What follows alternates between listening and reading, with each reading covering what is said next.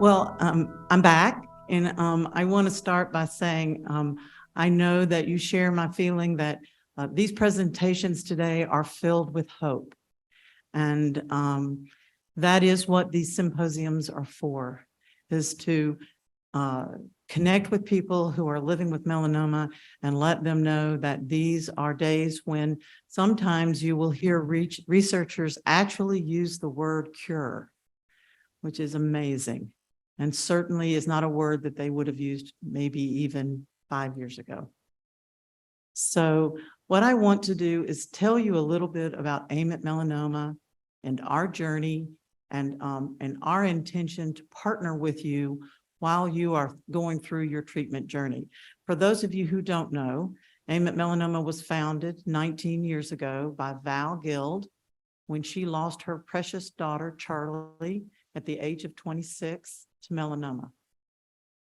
And at that time, what she found was that there were differing ideas about treatment, maybe not a lot of collaboration internationally. And what she wanted to do was create a foundation that was focused on curing melanoma in our lifetime and supporting those who are living with melanoma. So this symposium is a part of that effort to find cures and to disseminate information about effective treatment. And my role, I want to reintroduce myself to you. I am Ann Garce-Taylor. I am the Director of Community Engagement for AIM at Melanoma.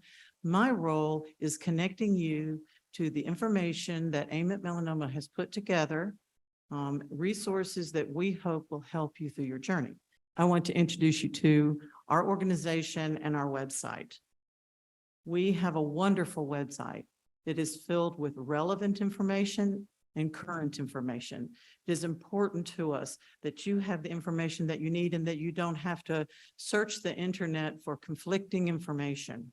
It is a real soup to nuts website. It starts with everything Melanoma 101, everything from the various stagings, the treatment that is most effective at those stages, side effect management. People who are going through immunotherapy want quality of life, and we want you to understand what possible side effects there are and how you might be able to manage some of those. We even have a clinical trials matching service, and I would be happy to talk to you more about that.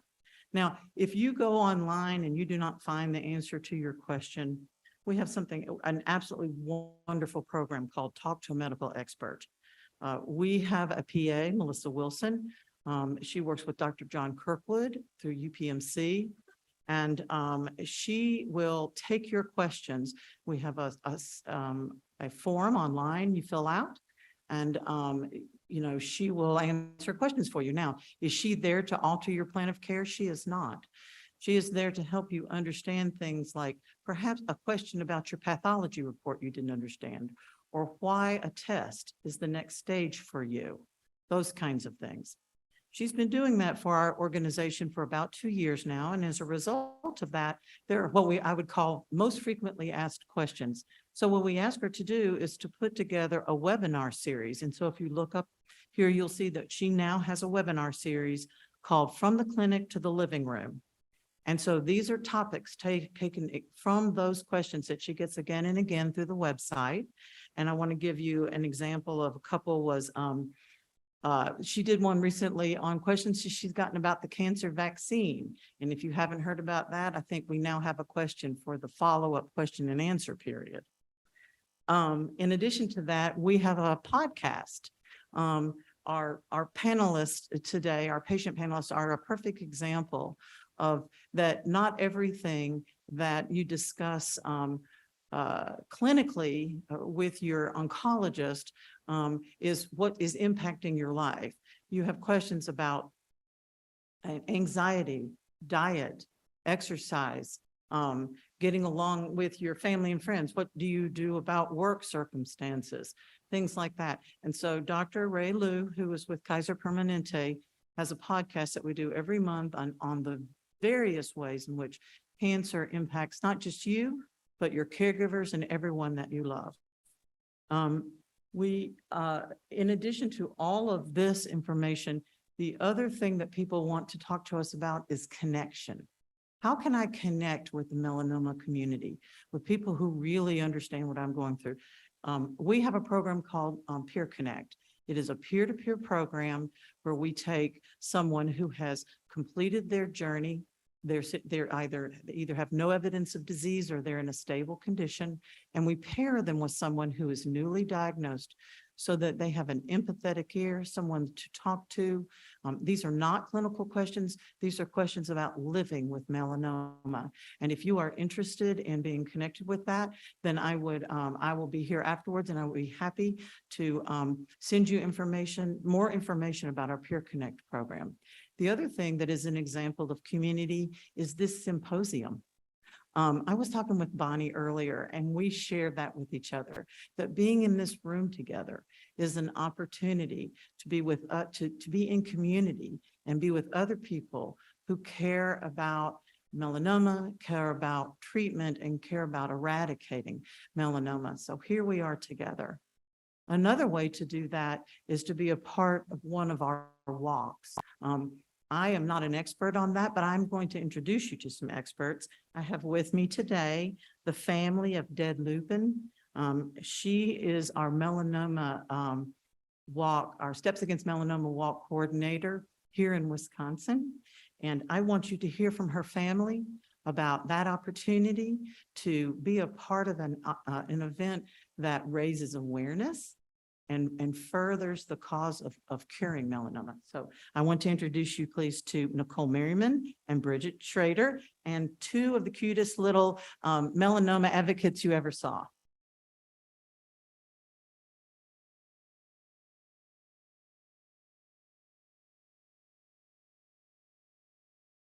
Thank you for having us. I apologize if my voice will be shaky. I've never spoken publicly before.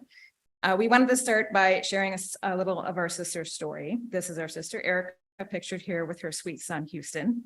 Erica was first diagnosed with melanoma about 9 years ago after a mole was removed on her back. She was diagnosed as stage 2B with ulcerative properties. However, her lymph nodes were clear. Unfortunately, after having consistent skin checks for the next 5 years, a tumor surfaced on her lung. Her treatment journey started and consisted of 2 years of dual immunotherapy, Yervoy and Opdivo, but the melanoma resisted. Since her melanoma did contain the BRAF mutation, she was eligible for the gene-targeted therapy. I can tell you she had the best year while on this treatment. She took a 10-year anniversary vacation with her husband to Jamaica, which was one of her favorite destinations, which previously had to be rescheduled due to some illness. And she took her husband and kids on a Disney cruise. Sadly, our sister's melanoma did become inhibitor resistant and her tumors came back. Her journey did come to an end 6 months ago on November 15th, 2022. While we continue to mourn her, we are thankful for the time we had and the memories we've created. I encourage you to read more about our sister's story on the AIM website. We also wanted to speak to you today about the walk. AIM Block Melanoma 5K and 2K walk that is scheduled for Sunday, June 11th at Frame Park in Waukesha. We hope you will join us. After our sister's passing, my mom and I wanted to know how we can get involved with spreading awareness about this disease. We were led to AIM, who just so happened to be looking for coordinators for the annual event. It was perfect timing. And my mom has been a rock star at coordinating the walk and collecting sponsorships and donations. 100% of the funds raised support programs for patients and families of patients suffering with melanoma and research for cures and treatments for this disease. Not projected here, but we do have postcards printed and available outside with a QR code. You can scan to join our team. We would encourage and love to have you join our specific team, Erica's Entourage, or you can create your own team or simply just sign up and come walk.